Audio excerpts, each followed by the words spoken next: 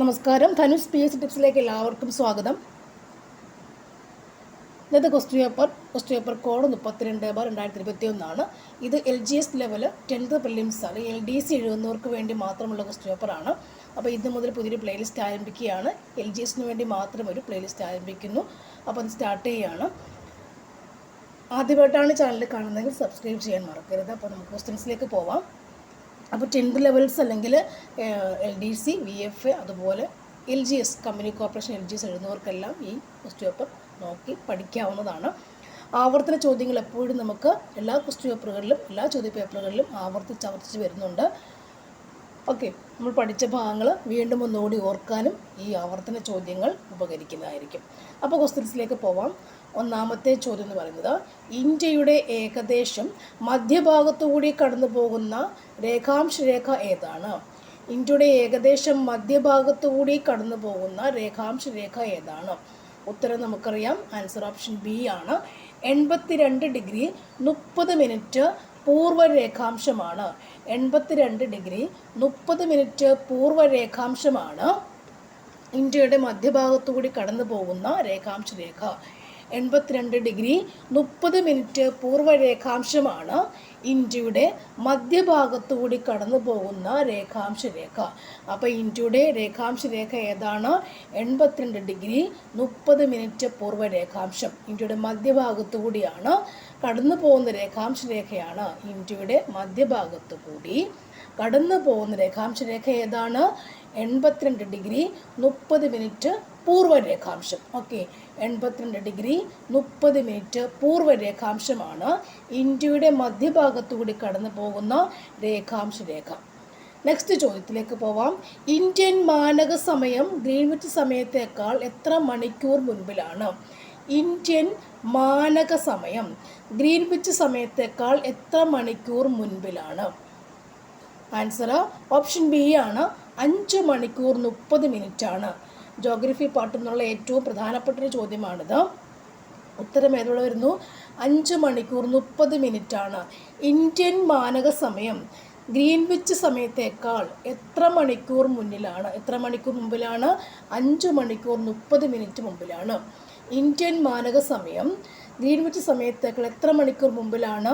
5 മണിക്കൂർ 30 minute മുമ്പിലായിരിക്കും. Okay, 5 മണിക്കൂർ 30 minute മുന്നിലാണ് എന്ത്? ഇന്ത്യൻ മാനക സമയം ഗ്രീൻവിച്ച് സമയത്തേക്കാൾ 5 മണിക്കൂർ 30 മിനിറ്റ് മുമ്പിലാണ്. ഓക്കെ, ഉത്തരം മാത്രം ഇങ്ങനെയാണ് നോക്കി പോകുന്നത്. നെക്സ്റ്റ് ചോദ്യം എന്ന് പറയുന്നത്, ഇന്ത്യയിലെ ഏറ്റവും പ്രായം കൂടിയ മടക്ക് പർവ്വതം ഏതാണ്? ഇന്ത്യയിലെ ഏറ്റവും പ്രായം കൂടിയ മടക്ക് പർവ്വതം ഏതാണ്? ആൻസർ ഓപ്ഷൻ ബി ആരവല്ലിയാണ്. ഇന്ത്യയിലെ ഏറ്റവും പ്രായം കൂടിയ മടക്ക് പർവ്വതം ഏതാണ്? ആരവല്ലിയാണ്. അപ്പോൾ ആരവല്ലിയാണ് ഇന്ത്യയിലെ ഏറ്റവും പ്രായം കൂടിയ മടക്ക് പർവ്വതം. ഇന്ത്യയിലെ ഏറ്റവും പ്രായം കൂടിയ ഓൾഡായ പ്രായം കൂടിയ മടക്ക് പർവ്വതം ഏതാണ്? ആരവല്ലി പർവ്വതനിരയാണ്. ആരവല്ലി പർവ്വതനിര ഇന്ത്യയിലെ ഏറ്റവും പ്രായം കൂടിയ മടക്ക് പർവ്വതം. വിശേഷണം എന്താണ്?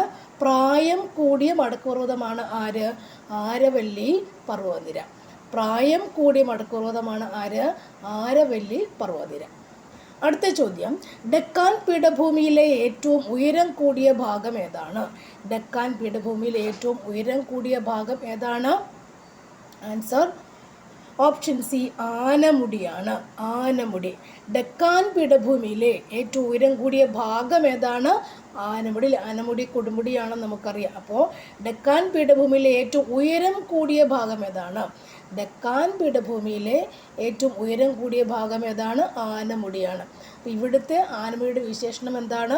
ഡെക്കാൻ പീഠഭൂമിയിലെ ഏറ്റവും ഉയരം കൂടിയ ഭാഗം ഏതാണ്? ആനമുടി. ഓക്കെ, ഏറ്റവും ഉയരം കൂടിയ ഭാഗം ഇവിടുത്തെ ഡെക്കാൻ പീഠഭൂമിയിലെ ഏറ്റവും ഉയരം കൂടിയ ഭാഗം ഏതാണ്? ആനമുടിയാണ്. ആനമുടിയാണ്. അടുത്ത ചോദ്യം, ഒരു നദിയിലേക്ക് വെള്ളം എത്തുന്ന നിശ്ചിത പ്രദേശം ഏതാണ്? ഒരു നദിയിലേക്ക് വെള്ളം എത്തുന്ന നിശ്ചിത പ്രദേശത്തിന് പറയുന്ന പേര് എന്താണ്? ആൻസർ ഓപ്ഷൻ സി ആണ്.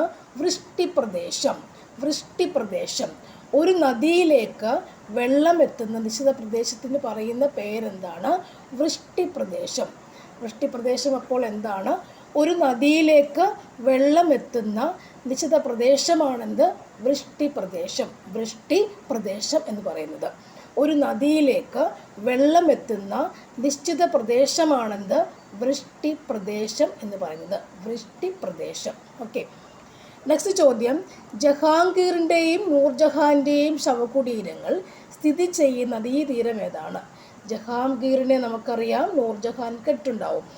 അവരുടെ ശവകുടീരങ്ങൾ സ്ഥിതി ചെയ്യുന്ന നദീതീരം ഏതാണ്? നദീതീരം ഏതാണ്? നദീതീരം ഏതാണ്? അവരുടെ ശവകുടീരങ്ങൾ സ്ഥിതി ചെയ്യുന്ന നദീതീരം ഏതാണ്? ആൻസർ ഏതാണ്? രവി നദിയാണ്. രവി നദിയുടെ തീരത്താണ് ആര് കാണുന്നത്? അവരുടെ ശവകുടീരമുള്ളത് ജഹാംഗീറിൻ്റെയും നൂർജഹാൻ്റെയും. രവി നദീതീരം. രവി രവി രവി എന്ന് ഓർക്കുക അല്ലേ. അവിടെ ആരൊക്കെയുണ്ട്? ജഹാംഗീറും നൂർജഹാൻ്റെയും ശവകുടീരമുണ്ട് അല്ലേ. രവി നദിയുടെ തീരത്താണ് ജഹാംഗീറിനെയും നൂർജഹാനെയും അടക്കം ചെയ്തിട്ടുള്ളത്. രവി നദിയുടെ തീരത്താണ് ജഹാംഗീറിനെയും നൂർജഹാനെയും അടക്കിയിട്ടുള്ളത്. അവരുടെ ശവകുടീരം സ്ഥിതി ചെയ്യുന്നത് രവിയിലാണ്. രവി നദീ തീരത്താണ്. അടുത്ത ചോദ്യം, ഇന്ത്യയിലെ ഉഷ്ണകാലം ഏതാണ്? ഇന്ത്യയിലെ ഉഷ്ണകാലം ഏതാണ്? ആൻസർ മാർച്ച് മെയ് മാസങ്ങളാണ് ഇന്ത്യയിലെ ഉഷ്ണകാലം. ഇന്ത്യയിലെ ഉഷ്ണകാലം ഏതാണ്? മാർച്ച് മെയ് മാസം അല്ലേ. ഇപ്പോൾ നല്ല ഉഷ്ണ സമയമാണ്, മാർച്ച് മാസമാണെന്ന് ഓർത്ത് വെക്കുക. ഇന്ത്യയിലെ ഉഷ്ണകാലം ഏതാണ്? മാർച്ച് മെയ് മാസങ്ങളാണ് ഇന്ത്യയിലെ ഏറ്റവും വലിയ ഉഷ്ണകാലം. അല്ലെങ്കിൽ സാധാ ചോദിക്കുക, എന്ത് ചോദിക്കാം? ഇന്ത്യയിലെ ഉഷ്ണകാലം ഏതാണ്? മാർച്ച് മെയ് മാസങ്ങളാണ്. മാർച്ച് മെയ് മാസങ്ങളാണ് ഇന്ത്യയിലെ ഉഷ്ണകാലം, ചൂടുള്ള കാലം. നെക്സ്റ്റ് ചോദ്യം, ഉത്തരേന്ത്യൻ സമതലങ്ങളിലെ പ്രധാന മണ്ണിനം ഏതാണ്? ഉത്തരേന്ത്യൻ സമതലങ്ങളിലെ പ്രധാന മണ്ണിനം ഏതാണ്? ആൻസർ ഏതാണ്? പ്രധാന മണ്ണിനം ഏതാണ്? ആൻസർ എക്കൽ മണ്ണാണ്. ചോദ്യം നോക്കുക, ഉത്തരേന്ത്യൻ സമതലം ഫലഭൂയിഷ്ടമാണ്, എപ്പോഴും നമുക്കറിയാവുന്ന കാര്യമാണ്. അപ്പോൾ ഉത്തരേന്ത്യൻ സമതലങ്ങളിലെ പ്രധാന മണ്ണിന് അവിടുത്തെ എന്താണ്? എക്കൽ മണ്ണില്ലേ. എക്കൽ മണ്ണാണ്. നദിയിൽ നിന്നുള്ള എക്കലൊക്കെ അടിഞ്ഞുകൂടി ഉണ്ടായ മണ്ണാണെന്ന് എക്കൽ മണ്ണെന്ന് പറയുമ്പോൾ. അപ്പോൾ ഉത്തരേന്ത്യൻ സമതലങ്ങളിലെ പ്രധാന മണ്ണിനങ്ങൾ ശരിക്കും എന്താണ്? അവിടെ എക്കൽ മണ്ണാണ്. അതുപോലെ ഫലഭൂയിഷ്ടമാണ്, എപ്പോഴും വിളവിറക്കിയാൽ ധാരാളം വിളവ് ഉണ്ടാകുന്ന സ്ഥലമാണ് എക്കൽ മണ്ണ്. ഉത്തരേന്ത്യൻ സമതലങ്ങളിലെ പ്രധാന മണ്ണിനം ഏതാണ്? എക്കൽ മണ്ണാണ്. അത് ഫലഭൂയിഷ്ടമാണ്, എക്കൽ മണ്ണ്. അടുത്ത ചോദ്യം, പോയിന്റ് കലേമർ പക്ഷി സങ്കേതം ഏത് സംസ്ഥാനത്താണ്? പോയിന്റ് കലേമർ പക്ഷി സങ്കേതം ഏത് സംസ്ഥാനത്താണ്? ആൻസർ തമിഴ്നാടാണ്. പോയിന്റ് കലേമർ എവിടെയാണ്? തമിഴ്നാടാണ്. പോയിന്റ് കലേമർ പക്ഷി സങ്കേതം തമിഴ്നാടാണ്. പോയിന്റ് കലേമർ, തമിഴ്നാട്. പോയിന്റ് കലേമർ പക്ഷി സങ്കേതം എവിടെയാണ്? തമിഴ്നാട്. അടുത്ത ചോദ്യം, ഇന്ത്യയിൽ ഏറ്റവും കൂടുതൽ ദേശീയ ഉദ്യാനങ്ങൾ ഉള്ള സംസ്ഥാനം ഏതാണ്? ഇന്ത്യയിൽ ഏറ്റവും കൂടുതൽ ദേശീയ ഉദ്യാനങ്ങൾ ഉള്ള സംസ്ഥാനം ഏതാണ്? ആൻസർ മധ്യപ്രദേശാണ്. ഏറ്റവും കൂടുതൽ ദേശീയ ഉദ്യാനങ്ങൾ ഉള്ള സംസ്ഥാനം ഏതാണ്? മധ്യപ്രദേശ് അല്ലേ. ഇന്ത്യയിലെ മധ്യപ്രദേശിലാണ് ഏറ്റവും കൂടുതൽ ദേശീയ ഉദ്യാനങ്ങൾ ഉള്ളത്. ഇന്ത്യയുടെ മധ്യപ്രദേശിലാണ്. ഇത് മധ്യപ്രദേശാണെങ്കിൽ ഇവിടെ എന്ത് കൂടുതലുണ്ട്? ദേശീയ ഉദ്യാനങ്ങൾ, പൂന്തോട്ടങ്ങൾ അല്ലേ. ദേശീയ ഉദ്യാനം, വളരെയധികം പൂക്കൾ കാണുന്നു എന്ന് ആലോചിക്കുക അല്ലെ. മധ്യപ്രദേശിലാണ് ഏറ്റവും കൂടുതൽ എന്തുള്ളത്? ദേശീയ ഉദ്യാനങ്ങളുള്ളത്. ഇന്ത്യയിൽ ഏറ്റവും കൂടുതൽ ദേശീയ ഉദ്യാനങ്ങൾ ഉള്ള സംസ്ഥാനം ഏതാണ്? മധ്യപ്രദേശ്. അടുത്ത ചോദ്യം, അവസാനമായി ഇന്ത്യ വിട്ടുപോയ വിദേശീയർ ആരാണ്? വളരെ പ്രധാനപ്പെട്ട ക്വസ്റ്റ്യനാണ്. അവസാനമായി ഇന്ത്യ വിട്ടുപോയ വിദേശീയർ ആരാണ്? ആൻസർ പോർച്ചുഗീസുകാരാണ് അല്ലേ. പോർച്ചുഗീസുകാരാണ് അവസാനമായി ഇന്ത്യ വിട്ടുപോയ വിദേശീയർ. അല്ലേ. ഇന്ത്യക്ക് സ്വാതന്ത്ര്യം കിട്ടുമ്പോൾ അല്ലെങ്കിൽ അവസാനമായി ഇന്ത്യ വിട്ടുപോയ വിദേശീയർ ആരാണ്? പോർച്ചുഗീസ്. ആദ്യമായിട്ട് വന്നതും ആര് തന്നെയാണ്? പോർച്ചുഗീസുകാർ തന്നെയാണ്. അടുത്ത ചോദ്യം, 1857 കലാപം അറിയപ്പെടുന്നത് എങ്ങനെയാണ്? 1857 കലാപം അറിയപ്പെടുന്നത് എങ്ങനെയാണ്? ആൻസർ ശിപായി ലഹള. ശിപായി ലഹള. ആൻസർ ശിപായി ലഹള എന്നറിയപ്പെടുന്നു. 1857 കലാപം അറിയപ്പെടുന്നത് എങ്ങനെയാണ്? ശിപായി ലഹള എന്നറിയപ്പെടുന്നില്ലേ. മറ്റൊരു പേരെന്താണ്? മഹത്തായ് വിപ്ലവം എന്നൊരു പേരുണ്ട്. ഒന്നാം സ്വാതന്ത്ര്യ സമരമെന്നും പേരുണ്ടല്ലേ. ഇത് നടക്കുന്നത് എവിടെയാണ്? മീററ്റാണ്. മീററ്റെന്നും കൂടി അങ്ങ് ഓർത്ത് വെച്ചേക്കുക. ഓക്കെ. ഒന്നാം സ്വാതന്ത്ര്യ സമരമെന്നും മറ്റൊരു പേരുണ്ട്, മഹത്തായ് വിപ്ലവം എന്നും മറ്റൊരു പേരുണ്ട്. ഇവിടുത്തെ ആൻസർ നമുക്ക് എന്താണ്? ശിപായി ലഹള. ശിപായി ലഹള. അടുത്ത ചോദ്യം, കൽക്കട്ടയിൽ സുപ്രീം കോടതി സ്ഥാപിച്ച ഗവർണർ ജനറൽ. കൽക്കട്ടയിൽ സുപ്രീം കോടതി സ്ഥാപിച്ച ഗവർണർ ജനറൽ ആരാണ്? അല്ലേ. ഇവിടെ William Bentinck, Warren Hastings, Dalhousie, Cornwallis ഇവരൊക്കെ ഇവിടെ ഒന്ന് ഭരിച്ച ആൾക്കാരാണ് അല്ലേ. അവരെന്ത് ചെയ്തു? കൽക്കട്ടയിൽ സുപ്രീം കോടതി സ്ഥാപിച്ചു അല്ലേ. കൽക്കട്ടയിൽ സുപ്രീം കോടതി സ്ഥാപിച്ച ഗവർണർ ജനറൽ ആരാണ്? ഇവരൊക്കെ ഇന്ത്യയിൽ വന്ന് ഭരിച്ചവരാണ്, വിദേശികളാണ് എല്ലാവരും. അപ്പോൾ ഇവരിൽ ഒരാൾ എന്ത് ചെയ്തു? കൽക്കട്ടയിൽ സുപ്രീം കോടതി സ്ഥാപിച്ചു. അങ്ങനെ കൽക്കട്ടയിൽ സുപ്രീം കോടതി സ്ഥാപിച്ച ഗവർണർ ജനറൽ ആരാണ്? ആൻസർ വാറൻ ഹേസ്റ്റിങ്സ് ആണ്. Warren Hastings. സുപ്രീം കോടതി വാറന്റ് പുറപ്പെടുവിച്ചു അല്ലേ. സുപ്രീം കോടതി വാറന്റ് പുറപ്പെടുവിച്ചു എന്ന് പറയും അല്ലേ. വാറന്റ് നമുക്ക് കിട്ടാറുണ്ട് അല്ലേ. കോടതിയിൽ ഹാജരാകാതിരുന്നാൽ വാറന്റ് കിട്ടാറുണ്ട്. അപ്പോൾ സുപ്രീം കോടതി വാറന്റ് ഉണ്ടാക്കി അല്ലെ, വാറന്റ് പുറപ്പെടുവിച്ചു എന്ന് പറയാം. നമുക്ക് ഓർത്തിരിക്കാം. കൽക്കട്ടയിൽ സുപ്രീം കോടതി സ്ഥാപിച്ച ഗവർണർ ജനറൽ ആരാണ്? വാറൻ ഹേസ്റ്റിങ്സ് ആണ്. വാറൻ ഹേസ്റ്റിങ്സ് ആണ്. സുപ്രീം കോടതി വാറൻ ഹേസ്റ്റിങ്സ് ആണ് സ്ഥാപിച്ചത്. സുപ്രീം കോടതി വാറൻ ഹേസ്റ്റിങ്സ് ആണ് സ്ഥാപിച്ചത്. അടുത്ത ചോദ്യം, ഇന്ത്യൻ ദേശീയതയുടെ പ്രവാചകൻ എന്നറിയപ്പെടുന്ന ആരാണ്? ഇന്ത്യൻ ദേശീയതയുടെ പ്രവാചകൻ. പ്രവചിക്കുന്ന ആൾ. പ്രവാചകൻ എന്നറിയപ്പെടുന്ന ആരാണ്? രാജാറാം മോഹൻ റോയ്. ഇന്ത്യൻ ദേശീയത, ദേശസ്നേഹം, ഇന്ത്യൻ ദേശീയതയുടെ പ്രവാചകൻ ആരായിരുന്നു? രാജാറാം മോഹൻ റോയ് അല്ലേ. ദേശീയത എന്ന് പറയുന്നത് അദ്ദേഹം എന്താണ്? സതി എന്ന് പറഞ്ഞ ദുരാചാരം അല്ലേ, സതി നിർത്തലാക്കിയ മഹത് വ്യക്തിയായിരുന്നു ആര്? ഈ രാജാറാം മോഹൻ റോയ് അല്ലേ. സതി നിർത്തലാക്കിയ വ്യക്തിയാണ് ആര്? രാജാറാം മോഹൻ റോയ്. അത് വെച്ച് നമുക്ക് എന്ത് ഓർക്കാൻ പറ്റും? ഇന്ത്യൻ ദേശീയതയ്ക്ക് വേണ്ടി പ്രവർത്തിച്ച വ്യക്തിയാണ്. ഇന്ത്യൻ ദേശീയതയുടെ പ്രവാചകൻ എന്നറിയപ്പെടുന്ന ആരാണ്? രാജാറാം മോഹൻ റോയ് ആണ്. രാജാറാം മോഹൻ റോയ് ആണ്. രാജാറാം മോഹൻ റോയ്. നെക്സ്റ്റ്, അടുത്ത ചോദ്യം, വേദങ്ങളുടെയും പ്രധാനപ്പെട്ട 5 ഉപനിഷത്തുക്കളുടെയും പരിഭാഷ ബംഗാളിയിൽ പ്രസിദ്ധീകരിച്ച സാമൂഹ്യ പരിഷ്കർത്താവ് ആരാണ്? വേദങ്ങളുടെയും പ്രധാനപ്പെട്ട 5 ഉപനിഷത്തുക്കളുടെയും പരിഭാഷ ബംഗാളിയിൽ പ്രസിദ്ധീകരിച്ച സാമൂഹ്യ പരിഷ്കർത്താവ്. ഓക്കെ. 5 ഉപനിഷത്തുക്കളുണ്ട്, അതെല്ലാം ബംഗാളിയിലേക്ക് പ്രസിദ്ധീകരിച്ചു. ബംഗാളി ഭാഷയിലേക്ക് അദ്ദേഹം മാറ്റി. ആ സാമൂഹ്യ പരിഷ്കർത്താവ് ആരാണ്? ആൻസർ രാജാറാം മോഹൻ റോയ് തന്നെയാണ്. വേദങ്ങളുടെയും പ്രധാനപ്പെട്ട 5 ഉപനിഷത്തുക്കളുടെയും പരിഭാഷ ബംഗാളിയിലേക്ക് പ്രസിദ്ധീകരിച്ച സാമൂഹ്യ പരിഷ്കർത്താവ് ആരായിരുന്നു? രാജാറാം മോഹൻ റോയ് ആണ്. ബംഗാളി ഭാഷ ഓർക്കുമ്പോൾ നമുക്ക് എന്ത് ചെയ്യാം? രാജാറാം മോഹൻ റോയെ അങ്ങ് ഓർത്താൽ മതിയാവും. അടുത്ത ചോദ്യം വളരെ പ്രധാനപ്പെട്ട ചോദ്യം, ഇന്ത്യയെ കണ്ടെത്തൽ എന്ന കൃതി രചിച്ചത് ആരാണ്? ഇന്ത്യയെ കണ്ടെത്തൽ എന്ന കൃതി രചിച്ചത് ആരാണ്? ആൻസർ എന്താണ്? ജവഹർലാൽ നെഹ്റു. ജവഹർലാൽ നെഹ്റുവിൻ്റെയാണ് ഇന്ത്യയെ കണ്ടെത്തൽ അല്ല. അദ്ദേഹം സ്വാതന്ത്ര്യത്തിന് വേണ്ടിയൊക്കെ നിൽക്കുന്നു, ആ സമയത്തുണ്ടായിരുന്ന വ്യക്തിയാണ്. അപ്പോൾ അദ്ദേഹം ഇന്ത്യയെ കണ്ടെത്തി നമുക്ക് പറയില്ല. അപ്പോൾ ആ സമയത്തുണ്ടാക്കി എഴുതിയ കഥയാവാം. അപ്പോൾ നോക്കുക, ഇന്ത്യയെ കണ്ടെത്തൽ, അപ്പോൾ അതിനെ കണക്ട് ചെയ്താൽ മതി. അദ്ദേഹം സ്വാതന്ത്ര്യ സമര കാലഘട്ടത്തിലൊക്കെ ഉണ്ടായിരുന്ന വ്യക്തിയാണല്ലോ. അപ്പോൾ ഓർത്താൽ മതി, ഇന്ത്യയെ കണ്ടെത്തൽ എന്ന കൃതി രചിച്ചത് ആരാണ്? ജവഹർലാൽ നെഹ്റു ആണ് അല്ലേ. നെഹ്റു ആണ് ഇന്ത്യയെ കണ്ടെത്തൽ. അടുത്തത്, അധികാരത്തിലിരിക്കെ അന്തരിച്ച ആദ്യ ഇന്ത്യൻ പ്രധാനമന്ത്രി. അധികാരത്തിലിരിക്കെ അന്തരിച്ച ആദ്യത്തെ ഇന്ത്യൻ പ്രധാനമന്ത്രി അല്ലേ. അദ്ദേഹം പ്രധാനമന്ത്രി ആയിരിക്കുമ്പോഴത്തേക്കിന് മരിച്ചുപോയി. അങ്ങനെയുള്ള വ്യക്തി ആരാണ്? അങ്ങനെയുള്ള വ്യക്തി ആരായിരിക്കും അവിടെ? അങ്ങനെയുള്ള ഏത് വ്യക്തിയായിരുന്നു? ജവഹർലാൽ നെഹ്റു തന്നെ അല്ലേ. ജവഹർലാൽ നെഹ്റു തന്നെയാണ്. അധികാരത്തിലിരിക്കെ അദ്ദേഹം അന്തരിച്ചു. അധികാരത്തിലിരിക്കെ അന്തരിച്ച ആദ്യത്തെ ഇന്ത്യൻ പ്രധാനമന്ത്രി ആരായിരുന്നു? ജവഹർലാൽ നെഹ്റു അല്ലേ. ജവഹർലാൽ നെഹ്റു ആണ് അധികാരത്തിലിരിക്കെ അന്തരിച്ചത്. അദ്ദേഹത്തിൻ്റെ തൊപ്പിയൊക്കെ ഓർത്തിരിക്കാമല്ലോ, അങ്ങനെ മരിച്ചു പോകുന്നവർക്കല്ലേ. ആ പദവിയിലിരിക്കുമ്പോൾ അദ്ദേഹം മരിച്ചു. ജവഹർലാൽ നെഹ്റു.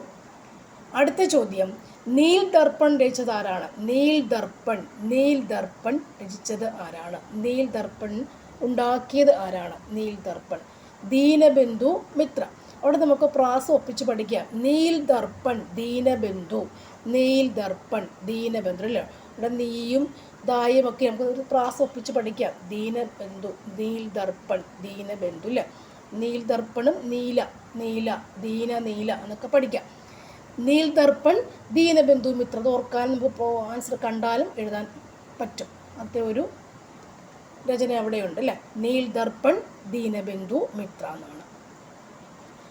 അടുത്ത ചോദ്യം, ഇന്ത്യയുടെ പ്രഥമ പൗരനായ ആദ്യത്തെ മലയാളി. ഇന്ത്യയുടെ പ്രഥമ പൗരൻ എന്ന് പറയുമ്പോൾ രാഷ്ട്രപതിയായ, ഇന്ത്യയുടെ പ്രഥമ പൗരനായ ആദ്യത്തെ മലയാളി ആരാണ്? മലയാളി ആരാണ്? KR നാരായണൻ അല്ലേ. അത് പറയുമ്പോൾ അദ്ദേഹത്തിൻ്റെ മുഖം കൂടിയൊക്കെ ഓർത്ത് വെക്കണം അല്ലേ. നമുക്ക് വേഗം കിട്ടും. ഇന്ത്യയുടെ പ്രഥമ പൗരനായ ആദ്യത്തെ മലയാളിയാണ് ആര്? KR നാരായണൻ അല്ലേ. KR Narayanan. Okay. Next one, ഉപരാഷ്ട്രപതിയായതിനു ശേഷം രാഷ്ട്രപതിയായ ആദ്യത്തെ വ്യക്തി. ഉപരാഷ്ട്രപതിയായിരുന്നു ആദ്യം, അതിനുശേഷം രാഷ്ട്രപതിയായ ആദ്യത്തെ വ്യക്തി ആരാണ്? Doctor S Radhakrishnan. Okay, doctor S Radhakrishnan. ഉപരാഷ്ട്രപതിയായിരുന്നു അദ്ദേഹം ആദ്യം, പിന്നീട് എന്തായിട്ട് മാറി? രാഷ്ട്രപതിയായിട്ട് മാറി. ഉപരാഷ്ട്രപതിയിൽ നിന്നും രാഷ്ട്രപതിയിലേക്കായിട്ടുള്ള വ്യക്തിയാണെന്ത്? Doctor S Radhakrishnan. ഉപരാഷ്ട്രപതിയായതിനു ശേഷം രാഷ്ട്രപതിയായ ആദ്യത്തെ വ്യക്തിയാണ് ആര്? Doctor S Radhakrishnan. Doctor S Radhakrishnan. അടുത്ത ചോദ്യം കോൺസ്റ്റിറ്റ്യൂഷനാണ്. മൗലിക അവകാശങ്ങൾ ഭരണഘടനയുടെ ഏത് ഭാഗത്താണ് പ്രതിപാദിച്ചിരിക്കുന്നത്? മൗലിക അവകാശങ്ങൾ ഭരണഘടനയുടെ ഏത് ഭാഗത്ത് പ്രതിപാദിച്ചിട്ടുണ്ട്? Answer part 3. പാർട്ട് 3 മൗലിക അവകാശങ്ങൾ. മൗലിക അവകാശം അല്ലേ. മൗലിക അവകാശങ്ങൾ പാർട്ട് 3 മൗലിക അവകാശങ്ങൾ. പാർട്ട് 3 മൗലിക അവകാശങ്ങൾ. 3A മൗലിക അവകാശങ്ങൾ എന്ന് ഓർക്കാം. ഓക്കെ അല്ലേ. മൗലിക അവകാശങ്ങൾ ഭരണഘടനയുടെ ഏത് ഭാഗത്താണ് പ്രതിപാദിച്ചിട്ടുള്ളത്? പാർട്ട് 3 പ്രതിപാദിച്ചത്. അങ്ങനെയാണെങ്കിൽ പാർട്ട് 2 എന്താണ് പറയാൻ പറ്റും നമുക്കെന്താണ്? പൗരത്വമാണ് പാർട്ട് 2. പൗരത്വം പാർട്ട് 2. പാർട്ട് 3 മൗലിക അവകാശങ്ങൾ. പാർട്ട് 3 മൗലിക അവകാശങ്ങൾ. ഭാഗം 3 മൗലിക അവകാശങ്ങളാണ് വരുന്നത്. ഓക്കെ, അത് മാത്രമേ പറയുന്നുള്ളൂ. പാർട്ട് 2 പൗരത്വമാണ്. ഓക്കെ, അത് മാത്രം ഓർത്തിരിക്കുക. അടുത്തത്, അടിയന്തരാവസ്ഥ സമയങ്ങളിൽ മൗലിക അവകാശങ്ങൾ റദ്ദ് ചെയ്യുന്നതിന് അധികാരമുള്ളത് ആർക്കാണ്? അടിയന്തരാവസ്ഥയിൽ പുറത്തിറങ്ങാൻ വയ്യാത്ത സമയങ്ങളിൽ മൗലിക അവകാശങ്ങൾ റദ്ദ് ചെയ്യാൻ അധികാരമുള്ളത് അല്ലേ. അത് മൗലിക അവകാശങ്ങൾ പോലും ആ സമയത്ത് റദ്ദ് ചെയ്യാൻ പറ്റുന്നു. അതിന് അധികാരമുള്ളത് ആർക്കാണ്? രാഷ്ട്രപതിക്ക് മാത്രമാണ്. അടിയന്തരാവസ്ഥ സമയങ്ങളിൽ മൗലിക അവകാശങ്ങൾ റദ്ദ് ചെയ്യാൻ അധികാരമുള്ളത് ആർക്കാണ്? രാഷ്ട്രപതിക്കാണ് അല്ലേ. മൗലിക അവകാശങ്ങൾ റദ്ദ് ചെയ്യാൻ, ക്യാൻസലാക്കാൻ പറ്റുന്നത് ആർക്ക് മാത്രമേ ഉള്ളൂ? രാഷ്ട്രപതിക്ക് മാത്രമേ ക്യാൻസലാക്കാൻ സാധിക്കുകയുള്ളൂ. അടുത്ത ചോദ്യം വളരെ പ്രധാനപ്പെട്ട ചോദ്യം, എപ്പോഴും ചോദിക്കുന്നൊരു ചോദ്യമാണ്. സ്വത്തവകാശം ഇപ്പോൾ എന്ത് അവകാശമാണ്? സ്വത്തവകാശം ഇപ്പോൾ എന്ത് അവകാശമാണ്? ആൻസർ നിയമ അവകാശമാണ്. അല്ലേ. ആർട്ടിക്കിൾ 44 ഭേദഗതി പ്രകാരമാണ് സ്വത്തവകാശം ഒരു നിയമാവകാശമാക്കി മാറ്റി, ലീഗൽ റൈറ്റ് ആക്കി മാറ്റിയത്.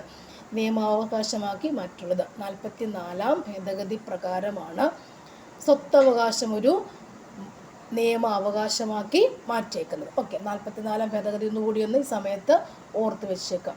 സ്വത്തവകാശം 44 ഭേദഗതിയാണ് ഇപ്പോൾ നിയമാവകാശമാക്കി മാറ്റിയിട്ടുണ്ട്. ഓക്കെ, വേണമെങ്കിൽ 300A കൂടി ഒന്ന് മനസ്സിൽ കരുതിക്കോളൂ. 300A കൂടി കരുതിക്കോളൂ. ഓക്കെ. അടുത്ത ചോദ്യം, അസ്പൃശ്യത അല്ലെങ്കിൽ അൺടച്ചബിലിറ്റി, തൊട്ടുകൂടായ്മ നിരോധനം വ്യവസ്ഥ ചെയ്യുന്ന ആർട്ടിക്കിൾ ഏതാണ്? അൺടച്ചബിലിറ്റി നിരോധനം വ്യവസ്ഥ ചെയ്യുന്ന ആർട്ടിക്കിൾ ഏതാണ്? ഏത് ആർട്ടിക്കിൾ പ്രകാരമാണ്? ആർട്ടിക്കിൾ 17. Article 17 17 untouchability. ആർട്ടിക്കിൾ 17 പഠിച്ച അൺടച്ചബിലിറ്റി. ഓക്കെ, 17. അടുത്ത ചോദ്യം, ഏത് അനുച്ഛേദപ്രകാരം ഏർപ്പെടുത്തുന്ന അടിയന്തരാവസ്ഥയിലാണ് രാഷ്ട്രപതി മൗലികാവകാശങ്ങൾ റദ്ദ് ചെയ്യുന്നത്? ഏതനുച്ഛേദ പ്രകാരം ഏർപ്പെടുത്തുന്ന അടിയന്തരാവസ്ഥയിലാണ് രാഷ്ട്രപതി മൗലിക അവകാശം റദ്ദ് ചെയ്യപ്പെടുക? മുമ്പേ നമ്മൾ നോക്കിയിരുന്നു മൗലിക അവകാശങ്ങൾ ഇല്ലേ, അടിയന്തരാവസ്ഥ സമയത്ത് മൗലിക അവകാശങ്ങൾ റദ്ദ് ചെയ്യാൻ രാഷ്ട്രപതിക്ക് അധികാരമുണ്ട് എന്ന് പഠിച്ചു. അപ്പോൾ ഇപ്പോൾ ചോദിക്കുന്നത് എന്താണ്? ഏതനുച്ഛേദ പ്രകാരം ഏർപ്പെടുത്തുന്ന അടിയന്തരാവസ്ഥയാണ്? അപ്പോൾ സിമ്പിളായി എങ്ങനെ ചോദിക്കാം? അടിയന്തരാവസ്ഥയുടെ അനുച്ഛേദം ഏതാണ്? ആൻസർ ഇവിടെ നമുക്ക് പറയാൻ പറ്റുന്നത് 352. ഓക്കെ, ചോദ്യം ഇതാണ്, അടിയന്തരാവസ്ഥ പറയുന്ന ഏതനുച്ഛേദമാണ്? അതെന്താണ്? 352. എന്നോട് ചോദ്യം പറയാം, ഏതനുച്ഛേദ പ്രകാരം ഏർപ്പെടുത്തുന്ന അടിയന്തരാവസ്ഥയിലാണ് രാഷ്ട്രപതിക്ക് മൗലികാവകാശം റദ്ദ് ചെയ്യാൻ കഴിയില്ല? 352 പ്രകാരമുള്ളതാണ് റദ്ദ് ചെയ്യാൻ പറ്റുക. ഓക്കെ, അവിടെ വേറെ ധനകാര്യത്തിൻ്റെ അടിയന്തരാവസ്ഥയൊക്കെ ഉണ്ട്, അതുകൊണ്ടാണ് 352 ഒന്നുകൂടി സ്ട്രെസ് ചെയ്ത് പറയും. 352 പഠിച്ചു വയ്ക്കാം. 352 അനുച്ഛേദ പ്രകാരം ഉള്ള അടിയന്തരാവസ്ഥയിൽ രാഷ്ട്രപതിക്ക് മൗലിക അവകാശങ്ങൾ റദ്ദ് ചെയ്യാനുള്ള അധികാരം ഉണ്ട്. ഓക്കെ, 352 ആ അടിയന്തരാവസ്ഥ ഓർത്ത് വെച്ചേക്കാം. അടുത്ത ചോദ്യം, ദേശീയ മനുഷ്യാവകാശ കമ്മീഷണറെയും മെമ്പർമാരെയും നിയമിക്കുന്നത് ആരാണ്? ദേശീയ മനുഷ്യാവകാശ കമ്മീഷണർമാരെയും മെമ്പർമാരെ നിയമിക്കുന്നത് ആരായിരിക്കും? ആൻസർ രാഷ്ട്രപതിയാണ്. ഓർക്കുക, ദേശീയ മനുഷ്യാവകാശ കമ്മീഷൻ പരമോന്നതമാണ്. ദേശീയ മനുഷ്യാവകാശ കമ്മീഷൻ അപ്പോൾ ആരാണ് നിയമിക്കുക? രാഷ്ട്രപതിയാണ്. പരമോന്നതമാണ്, രാഷ്ട്രപതിയാണ്. അടുത്ത ചോദ്യം, ദേശീയ മനുഷ്യാവകാശ കമ്മീഷണറും മെമ്പർമാരും രാജിക്കത്ത് നൽകേണ്ടത് ആർക്കാണ്? അല്ലേ, നിയമിക്കുന്നത് രാഷ്ട്രപതിയാണ് അല്ലേ, അവർ രാജിക്കത്ത് നൽകേണ്ടത് ആർക്കാണ്? രാജിക്കത്ത് കൊടുക്കേണ്ടത് ആർക്കാണ്? അതും രാഷ്ട്രപതിക്കാണ്. ദേശീയ മനുഷ്യാവകാശ കമ്മീഷണറും മെമ്പർമാരെ നിയമിക്കുന്നത് ആരാണ്? രാഷ്ട്രപതിയാണ്. അവർ രാജിക്കത്ത് കൊടുക്കുകയാണെങ്കിൽ കൊടുക്കേണ്ടത് ആർക്ക് തന്നെയാണ്? രാഷ്ട്രപതിക്ക് തന്നെയാണ്. നെക്സ്റ്റ് ചോദ്യം, ഇന്ത്യയിൽ മനുഷ്യാവകാശ സംരക്ഷണ നിയമം നിലവിൽ വന്നത് എന്നാണ്? മനുഷ്യാവകാശ സംരക്ഷണ നിയമം. ആൻസർ ഓപ്ഷൻ എ ആണ്, 1993 സെപ്റ്റംബർ 28. 93 മനുഷ്യാവകാശം 93 മനുഷ്യ എമ്മും 93 കൂടി കണക്ട് ചെയ്ത് വെക്കാം. മനുഷ്യാവകാശ സംരക്ഷണ നിയമം എന്നാണ് 93 സെപ്റ്റംബർ 28. അടുത്ത ചോദ്യം, ദേശീയ മനുഷ്യാവകാശ കമ്മീഷൻ ഒരു ഡാഷാണ്. എന്താണ്? ഇവിടെ ഭരണഘടനാ സ്ഥാപനം എന്നുണ്ട്, കേന്ദ്ര സർക്കാരിൻ്റെ കീഴിലുള്ള വകുപ്പെന്നുണ്ട്. ആൻസർ എന്താണ്? സ്റ്റാറ്റ്യൂട്ടറി ബോഡിയാണ്. ദേശീയ മനുഷ്യാവകാശ കമ്മീഷൻ ഒരു സ്റ്റാറ്റ്യൂട്ടറി ബോഡിയാണെന്ന് പഠിച്ചു വയ്ക്കാം. സ്റ്റാറ്റ്യൂട്ടറി ബോഡി ആണ്. അടുത്ത ചോദ്യം, ദേശീയ മനുഷ്യാവകാശ കമ്മീഷൻ്റെ പ്രധാന കാര്യനിർവഹണ ഉദ്യോഗസ്ഥൻ ആരാണ്? ദേശീയ മനുഷ്യാവകാശ കമ്മീഷൻ്റെ പ്രധാന കാര്യനിർവഹണ ഉദ്യോഗസ്ഥൻ ആരാണ്?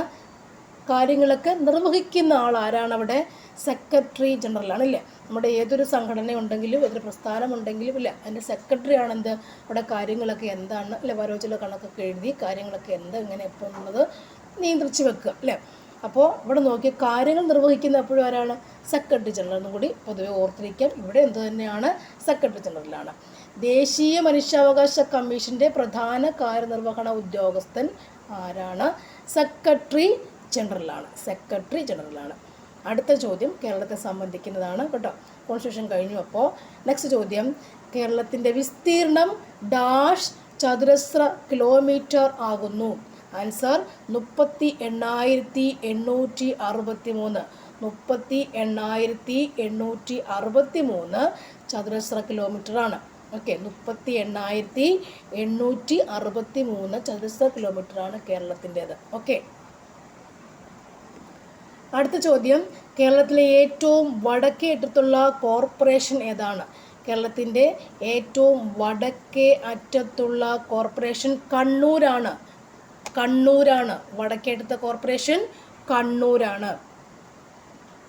കേരളത്തിലെ ഏറ്റവും കുറവ് മഴ ലഭിക്കുന്ന പ്രദേശം, ഏറ്റവും കുറവ് മഴ ലഭിക്കുന്ന പ്രദേശം ഏതാണ്? ചിന്നാർ, ഇടുക്കിയാണ്. ചിന്നാർ, ഇടുക്കി. കേരളത്തിൽ ശൈത്യകാലം അനുഭവപ്പെടുന്നത് എപ്പോൾ? ശൈത്യകാലം അനുഭവപ്പെടുന്നത് എപ്പോഴാണ്? ഡിസംബർ ഫെബ്രുവരി മാസങ്ങളല്ലേ സാധാരണ പോലെ നമുക്ക് എഴുതാൻ പറ്റും. ഡിസംബർ ഫെബ്രുവരി മാസങ്ങളിലാണ് ശൈത്യകാലം, തണുപ്പ് കാലം നമുക്ക് ഓർക്കാം അല്ല. മാർച്ച് മെയ് ഉഷ്ണകാലം ഇന്ത്യയിൽ എന്ന് പറയുന്നത് പോലെ തന്നെ കേരളത്തിൽ ശൈത്യകാലം ഡിസംബർ ഫെബ്രുവരി വരെ അല്ല. ആ ഒരു കൺഫ്യൂഷൻ ഫെബ്രുവരി വരെ ഉണ്ടോ എന്നൊരു കൺഫ്യൂഷനേ ഉള്ളൂ. ഡിസംബർ ടു ഫെബ്രുവരി ആണെന്ന് നമുക്ക് എഴുതാൻ പറ്റണം. അടുത്തത് പക്ഷി പാതാളം ഏത് ജില്ലയിലാണ്? പക്ഷി പാതാളം ഏത് ജില്ലയിലാണ്? Answer option C Wayanad. പക്ഷി പാതാളം വയനാട്. അടുത്തത് കേരളത്തിലെ ആദ്യത്തെ കയർ ഫാക്ടറി ഡാറാസ്മെയിൽ ആലപ്പുഴയിൽ സ്ഥാപിതമായത് ഏത് വർഷത്തിൽ? Answer option B AD 1859. ഡാറാസ്മെയിൽ. ഓക്കെ, ഡാറാസ് എന്ന് പറയുന്ന വ്യക്തിയാണത് ഉണ്ടാക്കിയെടുത്തത് കൊണ്ടാണ് അങ്ങനത്തെ പേര് വരുന്നത്. ഡാറാസ്മെയിൽ കേരളത്തിലെ ആദ്യത്തെ കയർ ഫാക്ടറി, കയർ ഉണ്ടാക്കുന്ന ഫാക്ടറി എവിടെയാണ്? 1859 അല്ലേ. നമുക്ക് 1857 അറിയില്ലേ, ഒന്നാം സ്വാതന്ത്ര്യ സമരം അല്ലേ എന്നുള്ള ശിപായി ലഹള പഠിച്ചില്ലേ. അപ്പോൾ 2 വർഷം കൂടി കഴിഞ്ഞു, നോക്കിയോളൂ. 1857 കഴിഞ്ഞ് 2 വർഷം. 1859 ആദ്യത്തെ കയർ ഫാക്ടറി ആലപ്പുഴയിൽ. അടുത്തത് ടൂറിസത്തെ വ്യവസായമായി അംഗീകരിച്ച ആദ്യ സംസ്ഥാനം ഏതാണ്? ആൻസർ ഓപ്ഷൻ ബി കേരളമാണ്. കേരളം. ഇടുക്കി പദ്ധതിയുടെ സ്ഥാപിത ശേഷി. ഇടുക്കി പദ്ധതിയുടെ സ്ഥാപിത ശേഷി എത്രയാണ്? 780 മെഗാവാട്ടാണ്. ഇടുക്കിക്ക് 780 മെഗാവാട്ടുണ്ട് സ്ഥാപിത, അത്രയും ശേഷിയുണ്ട്. 780 മെഗാവാട്ട് സംഭരിച്ച് വെക്കാനുള്ള ശേഷി ഇടുക്കി പദ്ധതികൾക്ക് ഉണ്ട്. 780 ഇടുക്കി പദ്ധതി. ഓക്കെ. സ്വകാര്യ മേഖലയിൽ പ്രവർത്തിക്കുന്ന കേരളത്തിലെ ആദ്യത്തെ ജലവൈദ്യുത പദ്ധതി. സ്വകാര്യ മേഖലയിൽ പ്രവർത്തിക്കുന്ന കേരളത്തിലെ ആദ്യ ജലവൈദ്യുത പദ്ധതി ഏതാണ്? മണിയാറാണ്. സ്വകാര്യ മേഖലയിൽ പ്രത്യേകം വായിക്കുക. സ്വകാര്യ മേഖല മണിയാറാണ്. ഓക്കെ. കേരളത്തിലൂടെ കടന്നു പോകുന്ന ദേശീയപാത 85 ബന്ധിപ്പിക്കുന്നത് ഏതിനെയാണ്? കൊച്ചി 20 പോയിന്റ്. കൊച്ചി 20 പോയിന്റ് ആണെന്ന് ഓർത്തു വെക്കും കേട്ടോ. നെക്സ്റ്റ് ചോദ്യം എന്ന് പറയുന്നത് അയ്യങ്കാളി ജനിച്ച ദിവസം ഏതാണ്? അയ്യങ്കാളി സാമൂഹ്യ പരിഷ്കർത്താവാണെന്ന് നമുക്കറിയില്ല. വില്ലുവണ്ടി സമരമൊക്കെ നടത്തിയിട്ടുള്ള മനുഷ്യനാണെന്ന് നമുക്കറിയാം. അപ്പോൾ അദ്ദേഹത്തിൻ്റെ ജനിച്ച ദിവസം ഏതാണ് അല്ലേ? വില്ലുവണ്ടി ഒന്ന് ഓർത്തിരിക്കുക. വില്ലുവണ്ടി സമരം അല്ലേ, വില്ലുവണ്ടിയുണ്ട്. അതുപോലെ കല്ലുമാല സമരം, വില്ലുവണ്ടി. ഓക്കെ, കല്ലുമാല സമരം ഒക്കെ അദ്ദേഹത്തിൻ്റെ അല്ലേ. അയ്യങ്കാളി ജനിച്ച ദിവസം ഏതാണ്? ആൻസർ ഏതാണ്? Option D 1863 August 28. 1863 ഓഗസ്റ്റ് 28 അയ്യങ്കാളി ജനിക്കുക. സമപന്തി ഭോജനം സംഘടിപ്പിച്ചതാരാണ്? വൈകുണ്ഠസ്വാമികൾ. സമപന്തി, എല്ലാവരെയും ഇരുത്തിക്കോട് ഒരുപോലെ ഇരുത്തി ഭോജനം കഴിക്കുക. സമപന്തി ഭോജനം അതാണ് വൈകുണ്ഠസ്വാമികളുടെ സംഘടിപ്പിച്ചത്. സമപന്തി ഭോജനം വൈകുണ്ഠസ്വാമികൾ. സമപന്തി ഭോജനം വൈകുണ്ഠ അല്ലേ. പന്തി ഭോജനം അല്ലേ. പന്തി ഭോജനം വൈകുണ്ഠസ്വാമി. അടുത്തൊരു ചോദ്യം, അക്കമ്മ ചെറിയാൻ എന്ന പുസ്തകം എഴുതിയത് ആരാണ്? ആൻസർ ആർ പാർവതി ദേവി. അക്കമ്മ ചെറിയാൻ എന്ന പുസ്തകം എഴുതിയതാരാണ്? ആർ പാർവതി ദേവി. അടുത്ത ചോദ്യം, ആഗമാനന്ദ അന്തരിച്ച വർഷം. ആഗമാനന്ദ സ്വാമികൾ അന്തരിച്ച വർഷം ഏതാണ്? 1961. 1961 ആഗമാനന്ദ സ്വാമികൾ. 61 ആഗമാനന്ദ സ്വാമികൾ അന്തരിച്ച വർഷം, മരിച്ചുപോയ വർഷം 61. ആഗമാനന്ദ സ്വാമികൾ 61 മരിച്ചുപോയി. നെക്സ്റ്റ് വൺ, 1980 ഓക്കെ 80 അയ്യങ്കാളി പ്രതിമ വെള്ളയമ്പലത്ത് അനാച്ഛാദനം ചെയ്ത ഇന്ത്യൻ പ്രധാനമന്ത്രി ആരാണ്? ആൻസർ ഓപ്ഷൻ ബി ആണ്, ഇന്ദിരാഗാന്ധിയാണ്. ഓക്കെ, ഇന്ദിരാഗാന്ധിയൊക്കെ അയ്യങ്കാളിയൊക്കെ ആദരിച്ചു പോകുന്ന സമയമാണ് 1980 എന്ന് ഓർത്തു അല്ലേ. വെള്ളയമ്പലത്താണ് അദ്ദേഹത്തിൻ്റെ പ്രതിമ അനാച്ഛാദനം ചെയ്തത്, വെള്ളയമ്പലത്തിലാണ്. ഓക്കെ. അടുത്തത്, ദക്ഷിണേന്ത്യയിൽ ആദ്യമായി കണ്ണാടി പ്രതിഷ്ഠ നടത്തിയ നവോത്ഥാന നായകൻ ആരാണ്? കണ്ണാടി പ്രതിഷ്ഠ. ആൻസർ വൈകുണ്ഠസ്വാമികൾ. കണ്ണാടി പ്രതിഷ്ഠ ആരാണ്? വൈകുണ്ഠസ്വാമികൾ. വൈകുണ്ഠസ്വാമികൾ. കണ്ണാടി പ്രതിഷ്ഠ വൈകുണ്ഠ അല്ലേ, കണ്ണാടി പ്രതിഷ്ഠ. ഞാൻ ഇട്ടായും കൂടെ അവിടെ മാച്ച് ചെയ്ത് വെച്ചു. കണ്ണാടി പ്രതിഷ്ഠ വൈകുണ്ഠസ്വാമികൾ. നെക്സ്റ്റ് വൺ, ബ്രിട്ടീഷ് ആധിപത്യത്തിനെതിരായിട്ട് കേരളത്തിൽ നടന്ന ആദ്യത്തെ സംഘടിത കലാപം എന്താണ്? ബ്രിട്ടീഷുകാരുടെ ആധിപത്യത്തിനെതിരായിട്ട് കേരളത്തിൽ നടന്ന ആദ്യത്തെ സംഘടിത കലാപം ഏതായിരുന്നു? ആൻസർ നമുക്ക് എന്ത് പറയാം? ഓപ്ഷൻ സി, ആറ്റിങ്ങൽ കലാപം. ഓപ്ഷൻ സി, ആറ്റിങ്ങൽ കലാപം അല്ലേ. എന്താണ് അവിടെ പഠിക്കേണ്ടത്? സംഘടിത കലാപം എന്നുള്ള വാക്കാണ് ഓർക്കല്ലേ. ബ്രിട്ടീഷുകാർ വന്നപ്പോൾ അവർക്കെതിരെ നമ്മൾ നടത്തിയ ആദ്യത്തെ സംഘടിത കലാപം എന്താണ്?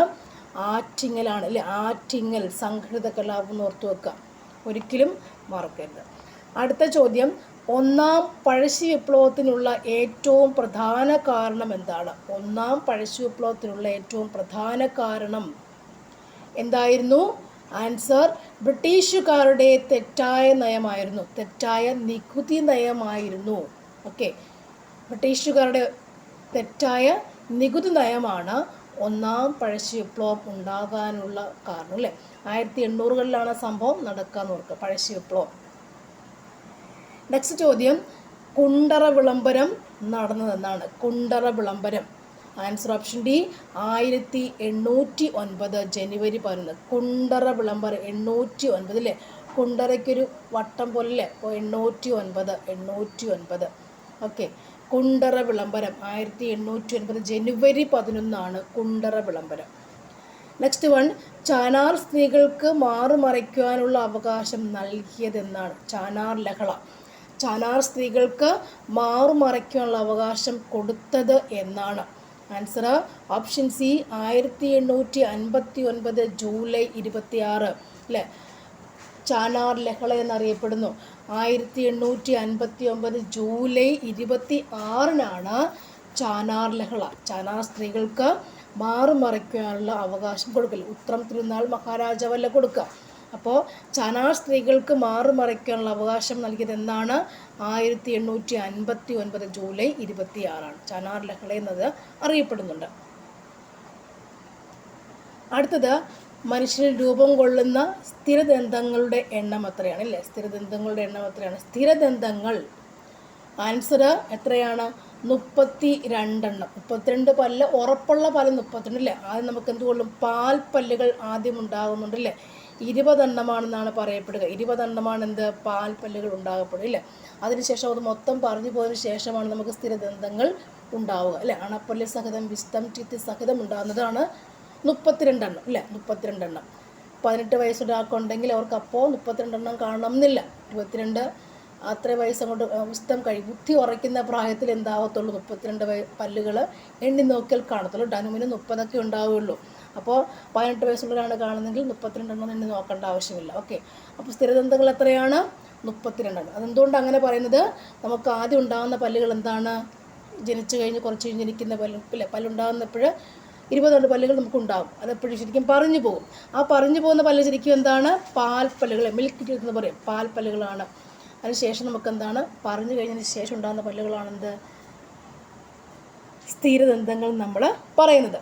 അത് 32 എണ്ണമാണ്. ഓക്കെ, അടുത്ത ചോദ്യം, മനുഷ്യശരീരത്തിലെ ഏറ്റവും ഭാരം കുറഞ്ഞ അവയവം ഏതാണ്? ഏറ്റവും ഭാരം കുറഞ്ഞ അവയവം ഏതാണ്? ആൻസർ ഓപ്ഷൻ സി, ശ്വാസകോശം അല്ലേ. ശ്വാസകോശം സ്പോഞ്ച് പോലെയാണെന്ന് പറയുന്നില്ലേ. അപ്പോൾ അതിന് കാറ്റുണ്ടെങ്കിൽ അത് ഓക്സിജൻ അകത്തേക്ക് എടുത്തെങ്കിൽ മാത്രമേ വീർത്തിരിക്കുള്ളൂ, ചൊക്കിയിരിക്കും. അതുകൊണ്ട് എന്താ പറയുക? ഏറ്റവും അല്ലെങ്കിൽ ഇങ്ങനെ ചുളുങ്ങിയിരിക്കില്ലേ, വായകത്തേക്ക് എടുക്കുമ്പോൾ അത് വീർത്ത് വരികയും ചെയ്യും. അല്ലെങ്കിൽ അത് ചൊക്കി മീൻസ് എന്താ പറയുക? ചുളുങ്ങിയിരിക്കും. വായ നമ്മൾ ബലൂൺ ചുളുക്കി വെക്കത്തില്ലേ, അതുപോലെ അത് ചുളുങ്ങിയിരിക്കും. ഭാരം കുറവുമാണ്. അതിൻ്റെ ഇരട്ട സ്ഥലം അല്ലേ. അതായത് ശ്വാസകോശം എന്ന് പറയുമ്പോൾ പ്ലൂറാസ്തരം അല്ലേ. പ്ലൂറാസ്തരം കൊണ്ടാണ്, ഇരട്ട സ്ഥലമാണ് ഉള്ളത്. പ്ലൂറാസ്തരം കൊണ്ടാണ് നിർമ്മിച്ചെങ്കിൽ അതും സ്പോഞ്ച് പോലെ എന്നാ പറയുക. നമ്മൾ പറയത്തില്ല, പരസ്യം പറയും സ്പോഞ്ച് പോലെ എന്നല്ലേ പറയുക. അവിടെ വെച്ച് നമുക്ക് എഴുതാൻ പറ്റുമത് അല്ലേ. അപ്പോൾ മനുഷ്യശരീരത്തിലെ ഏറ്റവും ഭാരം കുറഞ്ഞ അവയവം ഏതാണ്? ശ്വാസകോശം. ശ്വാസകോശത്തെ പൊതിഞ്ഞ് കാണപ്പെടുന്ന ആവരണം എന്താണ്? പ്ലൂറ എന്ന് പറയും അല്ലേ, പ്ലൂറ എന്ന് പറയാം. പ്ലൂറ സ്ഥലമാണ്. ശ്വാസകോശത്തിന് പൊതിഞ്ഞു കാണപ്പെടുന്ന ആവരണം ഏതാണ്? പ്ലൂറാസ്തരം. ഒരു ഇരട്ട സ്ഥലമാണ് പ്ലൂറാസ്തരം എന്ന് പറയുക. അപ്പോൾ അതിനിടയ്ക്ക് ആരുണ്ട്? ഒരു പ്ലൂറൽ ദ്രാവകമുണ്ട്, പ്ലൂറൽ ഫ്ലൂയിഡ് ഉണ്ട്. അതെന്തിനു വേണ്ടിയാണ്? ശ്വാസകോശത്തിനേക്ക് ലക്ഷണങ്ങളൊക്കെ ഏൽക്കുമ്പോൾ അതിനെ തടയാൻ വേണ്ടിയാണ് എന്ത് കൊടുക്കുക? ഈ പ്ലൂറൽ ദ്രവം കൊടുത്തേക്കുന്നത്. അപ്പോൾ ശ്വാസകോശത്തിനെ പൊതിഞ്ഞ് കാണപ്പെടുന്ന ആവരണമാണ് പ്ലൂറ എന്ന് പറയും. പ്ലൂറ, റായാണ് കേട്ടോ, പ്ലൂറ. അടുത്ത ചോദ്യം, രക്തപര്യന വ്യവസ്ഥ കണ്ടെത്തിയത് ആരാണ്? ആൻസർ ഓപ്ഷൻ ബി ആണ്. വില്യം ഹാർവി ആണ് രക്തപര്യന വ്യവസ്ഥ കണ്ടെത്തിയത്. എന്ന് പറഞ്ഞാൽ എന്താണ്? നമ്മുടെ രക്തപര്യന എന്ന് പറഞ്ഞാൽ രക്തം കടന്നു പോകുന്ന വഴി അല്ലേ, രക്തക്കുഴലുകളും അടങ്ങിയതാണ് രക്തപര്യന വ്യവസ്ഥ. നമ്മുടെ ശരീരത്തിൽ തല മുതൽ കാല് വരെ എന്തുണ്ട്? രക്തപര്യന വ്യവസ്ഥകളുണ്ട്. അപ്പോൾ ആരൊക്കെ പോടെ ഇല്ല, ആർട്ടറീസ്, അതായത് ധമനികൾ ഉൾപ്പെടുന്നവയുണ്ട് അല്ലേ, അതിനകത്ത് ധമനിയുണ്ട്, സിരയുണ്ട്, പിന്നെന്താണ്? ലോമികകൾ. പിന്നെ ആരും കൂടി ഉണ്ട് അവിടെ? ഹൃദയമുണ്ട്, ലോമികയുണ്ട്. പിന്നെ ആരുടെ കണക്കോടെ? ഹൃദയത്തിൽ നിന്നാണ് എന്ത് ചെയ്യുക? രക്തം പമ്പ് ചെയ്യപ്പെടുന്ന അവിടെ നിന്നല്ലേ. അപ്പോൾ ഹൃദയമുണ്ട് അല്ലേ, അതുപോലെ അതിന് ധമനികളുണ്ട്, സിരകളുണ്ട്, ലോമികകളുമൊക്കെ അടങ്ങിയതാണെന്ത്? നമ്മുടെ രക്തപര്യന വ്യവസ്ഥ എന്ന് പറയുക. രക്തപര്യന വ്യവസ്ഥ. ഹൃദയം, ധമനി, സിര, ലോമികളെല്ലാം അടങ്ങിയതാണെന്ത്? രക്തപര്യന വ്യവസ്ഥ. അത് കണ്ടുപിടിച്ചത് ആരാണ്? വില്യം ഹാർവി ആണ്. വില്യം ഹാർവി അല്ലേ, വില്യം ആണ് കണ്ടുപിടിച്ചത്. അപ്പോൾ ധമനി എന്ന് പറഞ്ഞാൽ എന്താണ്? ശുദ്ധരക്തം വഹിച്ചുകൊണ്ട് പോകുന്ന കുഴലാണെന്ത്? ധമനി എന്ന് പറയൽ. സിര എന്താണ്? അശുദ്ധരക്തം വഹിക്കുന്നതാണെന്ത്? സിരകൾ. ലോമികകൾ ആരാണ്? ഈ ധമനികളും സിരകളുമൊക്കെ ശാഖോപശാഖകളായി പിരിയുന്ന ഭാഗമാണെന്ന് ലോമിക അല്ലേ. എല്ലാ ഭാഗത്തും എന്ത് ചെയ്യാൻ പറ്റത്തില്ല? ഈ ധമനിക്ക് കയറി പോകാൻ പറ്റില്ല, രക്തക്കുഴൽ വലുതല്ലേ. പക്ഷെ ആർക്ക് കയറിപ്പോകാം? ലോമികയ്ക്ക് പോകാം. അപ്പോൾ എന്താ പറയുക, ഒരു ശ്വാസകോശത്തിന് പുറത്തുകൂടെ ഒരു ആവരണം, അവിടെ എന്തുണ്ട്? ബ്ലഡ് വെസൽസിലെ രക്തക്കുഴലുണ്ട്.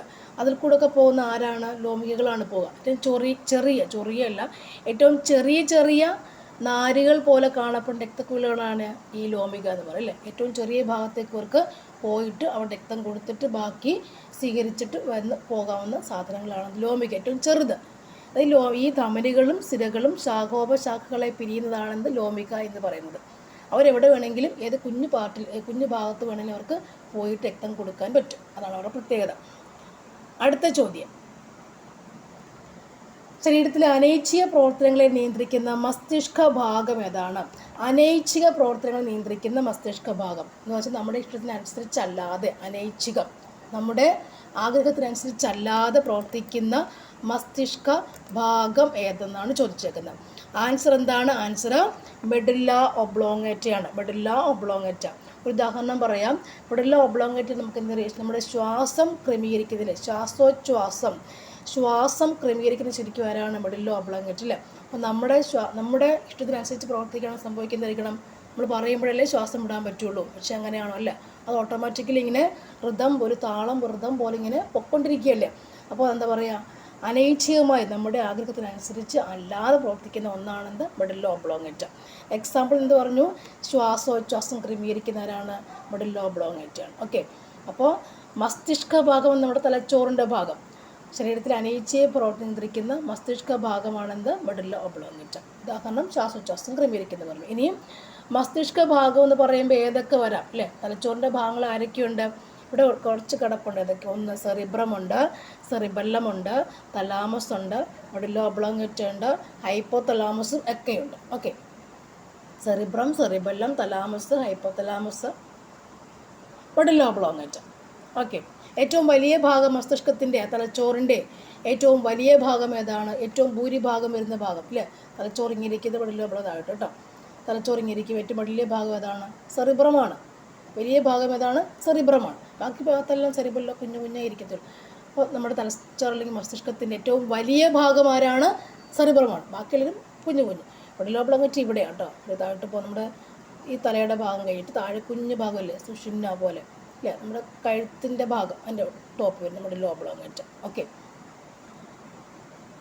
അടുത്ത ചോദ്യം, മദ്യം ബാധിക്കും തലച്ചോറിൻ്റെ ഭാഗം. ആൻസർ ഓപ്ഷൻ ഡി, സെറിബെല്ലമാണ്. സെറിബെല്ലമാണ് മദ്യം ബാധിക്കുന്ന തലച്ചോറിൻ്റെ ഭാഗം ഏതാണ്? സെറിബെല്ലം ആകുന്നു. അടുത്ത ചോദ്യം, സെറിബെല്ലം മദ്യത്തെ ബാധിക്കില്ലേ? സെറിബ്രം കഴിഞ്ഞതിൻ്റെ ഇടയ്ക്ക് കാണുന്ന ചെറിയ പാർട്ടാണ് എന്ത്? സെറിബെല്ലം എന്ന് പറയാം. മദ്യം കഴിക്കുമ്പോൾ അല്ലേ, അതുകൊണ്ടാണ് സെറിബെല്ലത്തിൻ്റെ ധർമ്മം എന്താണ്? നമ്മുടെ ബാലൻസ് ഓഫ് ദി ബോഡി അല്ലേ, അതായത് തുലനം, എന്താ പറയുക,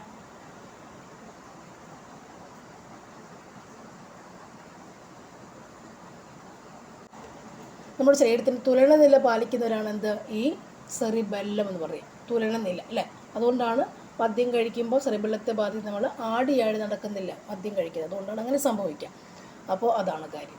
നെക്സ്റ്റ് ചോദ്യം, പേശികളെക്കുറിച്ചുള്ള പഠനം എന്താണ്? പേശികളെക്കുറിച്ചുള്ള പഠനം എന്താണ്? ആൻസർ എന്താണ്? മയോളജിയാണ് പേശികൾ അല്ലേ. അപ്പോൾ മസിൽസ് ആണ് പേശികൾ, നമുക്ക് ഇംഗ്ലീഷിൽ അറിയാം, മസിൽസ് എന്നല്ലേ പറയുക. അപ്പോൾ മയോളജി പഠിക്കും. മസിലാണ് പേശികളുടെ ഇംഗ്ലീഷ് വാക്ക് മസിൽസ് എന്നല്ലേ. അപ്പോൾ മയോളജി എന്ന് പറഞ്ഞാൽ അല്ലേ, MYO, മയോളജി എന്ന് പറയും. അപ്പോൾ മസിൽസാണ് പേശികളെക്കുറിച്ചുള്ള, പേശികൾ മയോളജി. ഓക്കെ. അപ്പോൾ നെഫ്രോളജി എന്താണ്? നെഫ്രോളജി എന്ന് പറയുമ്പോൾ നെഫ്രോൺസിനെ കുറിച്ചുള്ള പഠനം എന്ന് പറഞ്ഞാൽ എന്താ? വൃക്കകളെക്കുറിച്ചുള്ള പഠനം, നെഫ്രോളജി. വൃക്കയുടെ ഏറ്റവും ചെറിയ യൂണിറ്റാണ് ആര്? നെഫ്രോൺ എന്ന് പറയുക. നെഫ്രോൺ എന്താണ്? വൃക്കയുടെ ഏറ്റവും ചെറിയ യൂണിറ്റാണ് നെഫ്രോൺ എന്ന്. അതായത് വൃക്കയ്ക്ക് ധാരാളം എന്തുണ്ട്?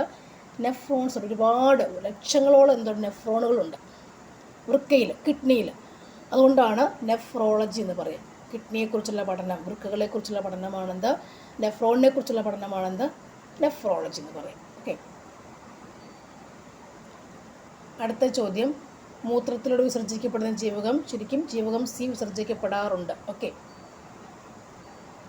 നെക്സ്റ്റ് ചോദ്യം, ചൂടെ ചേർത്തിട്ടുള്ളവയിൽ വിറ്റമിൻ H എന്നറിയപ്പെടുന്നത് ഏതാണ്? വിറ്റമിൻ H എന്ന് പറയുമ്പോൾ ഏതാണ്? വിറ്റമിൻ H എന്ന് പറയുന്നത് ഏതാണ്? ബയോട്ടിനാണെന്ത്? വിറ്റമിൻ H എന്ന് പറയും അല്ലേ. ബയോട്ടിനാണെന്ത്? Vitamin H. വിറ്റമിൻ എന്ന് പറയുമ്പോൾ നമുക്ക് കൊഴുപ്പിൽ ലയിക്കുന്നവയുമുണ്ട്, ജലത്തിൽ ലയിക്കുന്നവയും അല്ലേ. കൊഴുപ്പിൽ ലയിക്കുന്ന ഏതൊക്കെ വിറ്റമിൻസ് ആണ്? കൊഴുപ്പിൽ ലയിക്കുക Aയും Dയും Eയും Kയുമാണ് കൊഴുപ്പിൽ ലയിക്കുന്ന വിറ്റമിനുകൾ. അപ്പോൾ ജലത്തിൽ ലയിക്കുന്ന ആരൊക്കെയാണ്? Bയും Cയുമാണ് ജലത്തിൽ ലയിക്കില്ല. ജലത്തിൽ ലയിക്കുന്നത് Bയും Cയുമാണ്. കൊഴുപ്പിൽ ലയിക്കുന്നത് അടക്കാണെന്ന് പറഞ്ഞാൽ ഏതൊക്കെയാണ്? Aയും Dയും Eയും Kയും കൊഴുപ്പിൽ ലയിക്കുന്ന വിറ്റമിനുകളാണ്. ജലത്തിൽ ലയിക്കുന്നതോ Bയും Cയുമാണ്. ഇവിടെ വിറ്റമിൻ H ആരാണ്? ബയോട്ടിനാണ്. ഓക്കെ. ഈ തയാമിൻ എന്ന് പറഞ്ഞാലാണ് B1 ആണ് കേട്ടോ, B1 ആണ്. ബി എന്ന് പറയുമ്പോൾ B കോംപ്ലക്സുകളുണ്ട്. B1 മുതൽ B12 വരെയുള്ള B കോംപ്ലക്സ് ഉണ്ട് കേട്ടോ. അതാണ് B1 ആണ് തയാമിൻ എന്ന് പറയുക. B2 ശരിക്കും എന്താണ്? റൈബോഫ്ലാവിൻ. B2 ആണ് റൈബോഫ്ലാവിൻ. ഓക്കെ. നെക്സ്റ്റ് ചോദ്യം, സെഹത്ത് ആൻഡ് ടെലി മെഡിസിൻ പദ്ധതി കേന്ദ്ര ഗവൺമെൻറ് ആരംഭിച്ചത് എന്നാണ്? ആൻസർ ഓപ്ഷൻ D ആണ്. 2015 ഓഗസ്റ്റ് 20. അന്നത്തെ കറണ്ട് അഫെയർ ഭാഗത്ത് വന്ന ക്വസ്റ്റ്യനാണ്.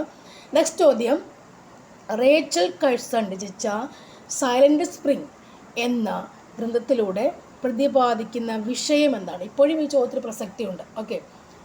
ഏത് വിഷയമായിരുന്നു റേച്ചൽ കഴ്സൻ്റെ സൈലന്റ് സ്പ്രിംഗിൽ കൂടി? എൻ്റെ മറ്റൊരു പേരെന്താണ്? മലയാളം പേരെന്താണ്? നിശബ്ദ വസന്തം. ഇപ്പോൾ ചോദിക്കുന്നുണ്ട് അങ്ങനെയൊക്കെ. നിശബ്ദ വസന്തം അല്ലേ, റേച്ചൽ കഴ്സൺ നിശബ്ദ വസന്തം.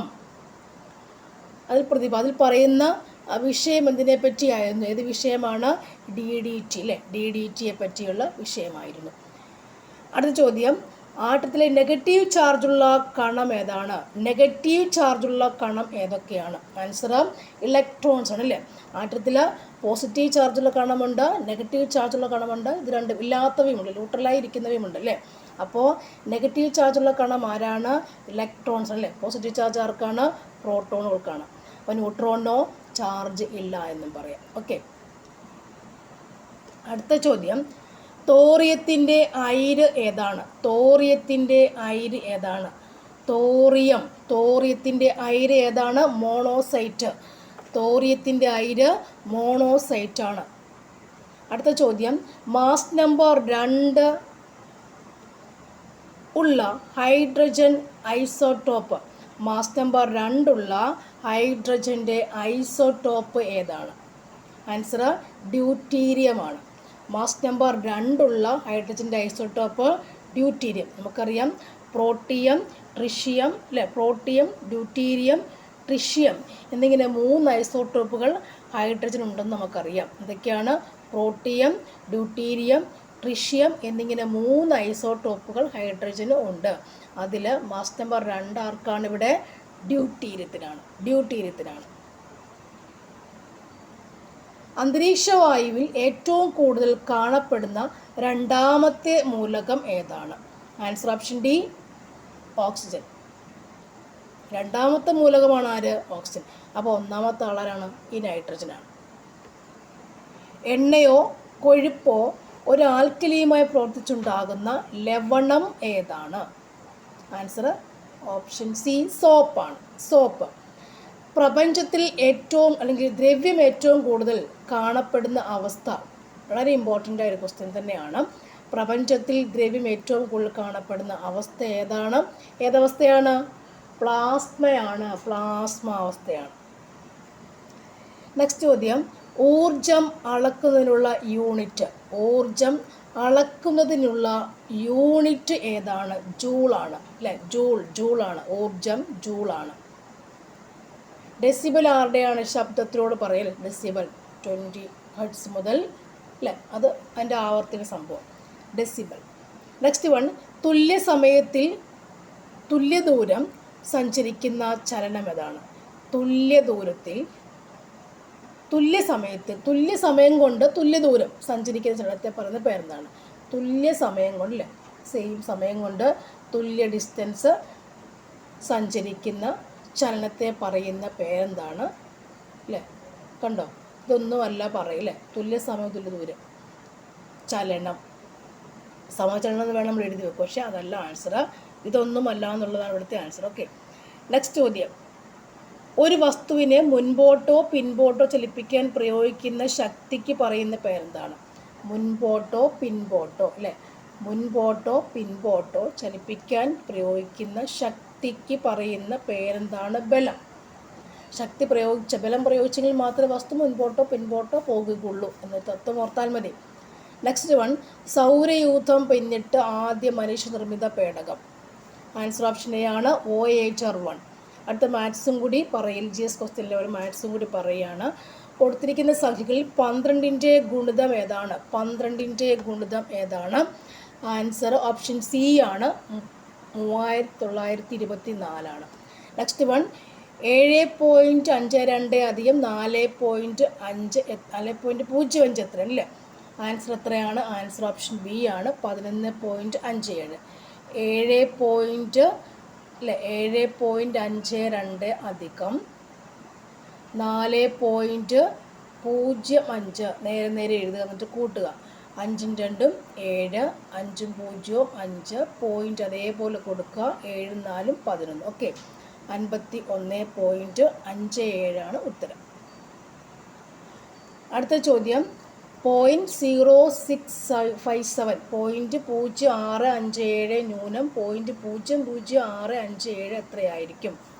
ആൻസർ എത്രയാണ് വരിക? ആൻസർ ഓപ്ഷൻ എ ആണ് 0.0591 ആൻസർ അല്ലേ? അപ്പോൾ ഇതിനകത്ത് എന്തെഴുതണം? ഇവിടെ 0 പോയിൻ്റ് എഴുതുക. 0.657 അല്ലേ? പിന്നീട് എഴുതുക. ഓക്കെ, എന്നിട്ട് 0 ഇനിപ്പുറത്തിട്ട് കൊടുത്താൽ മതിയല്ലോ. 0.0657 കുറയ്ക്കാൻ ഇട്ട് കൊടുത്താലും മതി. ഓക്കെ, അപ്പോൾ ഇവിടെ 10 ഇങ്ങനെ 7 പോവുക. ഓക്കെ, 0 അല്ലേ? അപ്പോൾ 10 7 ഇപ്പോൾ 3 ആണല്ലേ? അപ്പോൾ 7 എത്ര ഉണ്ട്? 6 ഉള്ളു. ഇവിടെ 6 5 പോകെ 1. അപ്പോൾ ഇവിടെ എത്ര വരുന്നുണ്ട്? 4 6 പോകുമ്പോൾ ഇല്ലേ? അത് ബാക്കി കുറയ്ക്കുമ്പോൾ നമുക്കതൊരു 0.0593 വരും. ഓക്കെ, അപ്പോൾ ഇങ്ങനെയാണ് എഴുതിയിട്ട് വേണം കുറയ്ക്കാനായിട്ട്. അതാണ് ഞാൻ പറഞ്ഞത്. നെക്സ്റ്റ് ചോദ്യം, 0.02 × 0.4 × 0.1 എന്ന് പറഞ്ഞാൽ എത്രയായിരിക്കും? ആൻസർ ഓപ്ഷൻ എ ആണ് 0.0008 ആണല്ലേ? ഇതിലവിടെ ഗുണിച്ചിട്ട് എത്ര സ്ഥാനം ഉണ്ടെന്ന് നോക്കിയിട്ട് പോയിൻ്റ് ഇട്ട് കൊടുക്കുക. 1 പോയിൻ്റ് 2 പോയിൻ്റ് 2, അപ്പോൾ 4 പോയിൻ്റ് മാറ്റി ഇട്ട് കുത്തി കൊടുത്താൽ മതിയാവും. അടുത്ത ചോദ്യം, ഒരു നിശ്ചിത തുക എക്കും ബിക്കുമായി 4:12 എന്ന അനുപാതത്തിൽ ആകെത്തുകയുടെ എത്ര ഭാഗമായിരിക്കും ബിക്ക് ലഭിക്കുക എന്നുള്ളതാണ്. ആൻസർ ഓപ്ഷൻ ബി ആണ് 3/4 3/4 ആണ് ഉത്തരം എന്നുള്ളത്. അടുത്തത്, 3 പേരുടെ ശരാശരി വയസ്സ് 13. ഇതിൽ 2 പേരുടെ ശരാശരി വയസ്സ് 14 ആണ്. മൂന്നാമൻ്റെ വയസ്സ് എത്രയാണ്? Answer option B 11. അടുത്ത ചോദ്യം, ഒരു വസ്തു 35%, 10% എന്നിങ്ങനെ തുടർച്ചയായ ഡിസ്കൗണ്ട് അനുവദിച്ച ശേഷം 1270 രൂപയ്ക്ക് ഒരാൾ ഇത് വാങ്ങിയാൽ അതിൻ്റെ യഥാർത്ഥ വില എത്രയായിരിക്കും? ആൻസർ ഓപ്ഷൻ എ 2000 രൂപയാണ്. നെക്സ്റ്റ് ചോദ്യം, വീട്ടിൽ നിന്നും ഓഫീസിലേക്ക് 30 km/മണിക്കൂർ വേഗത്തിലും തിരികെ ഓഫീസിൽ നിന്നും 20 km/മണിക്കൂർ വേഗത്തിലും സഞ്ചരിക്കാൻ ആകെ 5 മണിക്കൂർ എടുത്തു എങ്കിൽ വീട്ടിൽ നിന്നും ഓഫീസിലേക്കുള്ള ദൂരം എത്രയായിരുന്നു? Answer option B 60 kilometre. ഇതൊക്കെ ചെയ്ത് നോക്കണം കേട്ടോ, ആൻസർ കിട്ടുന്നുണ്ടോ എന്നുകൂടി ചെക്ക് ചെയ്യാം. നെക്സ്റ്റ് വൺ, പുഴയിൽ ഒഴുക്കിനെതിരായി മണിക്കൂറിൽ 8 കിലോമീറ്റർ വേഗത്തിലും അനുകൂലമായി അതിലിരട്ടി വേഗത്തിലും ഒരു ബോട്ട് നീങ്ങുന്നു. നിശ്ചല ജലത്തിൽ ബോട്ടിൻ്റെ വേഗത എത്രയായിരുന്നു? ആൻസർ ഓപ്ഷൻ ബി ആണ് 12 km/മണിക്കൂർ. ഓക്കെ. നെക്സ്റ്റ് ചോദ്യം, ഒരു നിശ്ചിത വസ്തു 8:2 അനുപാതത്തിൽ വിഭജിക്കുമ്പോൾ എക്ക് ബിയേക്കാൾ എത്ര ഭാഗമായിരിക്കും കൂടുതൽ കിട്ടുക? ആൻസർ ഓപ്ഷൻ സി ആണ് 3/5. അടുത്ത ചോദ്യം, എ എന്നാൽ മൈനസ്, ബി എന്നാൽ പ്ലസ്, സി എന്നാൽ ഡിവിഷൻ, ഡി എന്നാൽ ഇൻറ്റു ഗുണനം ആയാൽ ഈ ഒരു സംഭവം ഇതിനകത്ത് എത്ര കിട്ടും നോക്കൂ അല്ലേ. ആ ഭാഗത്തൊക്കെ എന്ത് ചെയ്യണം? എ വരുന്ന ഭാഗത്ത് മൈനസ് ഇട്ട് കൊടുക്കുക. അങ്ങനെ ആ ഇംഗ്ലീഷ് ലെറ്റർ വരുന്ന ഭാഗത്തെല്ലാം ചിഹ്നം ഇട്ട് കൊടുക്കുക. ആൻസർ ഇപ്പോൾ എത്രയാണ്? ആൻസർ ഓപ്ഷൻ എ ആണ്, 9 ആണ് ആൻസർ. അടുത്ത ചോദ്യം, 4x8 അല്ലേ, അത് വരുമ്പോൾ 4x9 സ്റ്റാർ വന്നുകൊണ്ട് വായിക്കാൻ പാടും. ആൻസർ എത്രയായിരിക്കും എന്നുള്ളതാണ് അല്ലേ ചോദ്യം. അവിടുത്തെ ആൻസർ നമുക്ക് പറയാം. ആൻസർ എന്ന് പറയുമ്പോൾ ചോദ്യമേ തന്നെ വളരെ കൺഫ്യൂഷൻ അല്ലേ, നോക്കാം. നെക്സ്റ്റ്, 360, 120, 30, 6 ഡാഷ് വിട്ട ഭാഗത്ത് സംഖ്യ ഏതായിരിക്കും? ഒരു ഓർഡറാണ്, അതിൻ്റെ സംഖ്യ എത്ര ആയിരിക്കും നോക്കുക. ആൻസർ ഓപ്ഷൻ സി ആണ്, 1 ആണ് ഉത്തരമായി വരിക. നെക്സ്റ്റ് വൺ, ഒരു കോഡ് ഭാഷയിൽ കമ്പ്യൂട്ടറിനെ എന്നെഴുതാമെങ്കിൽ, ഇതേപോലെ എഴുതാമെങ്കിൽ മെഡിസിനെ എങ്ങനെ എഴുതാൻ പറ്റും? ഓക്കെ.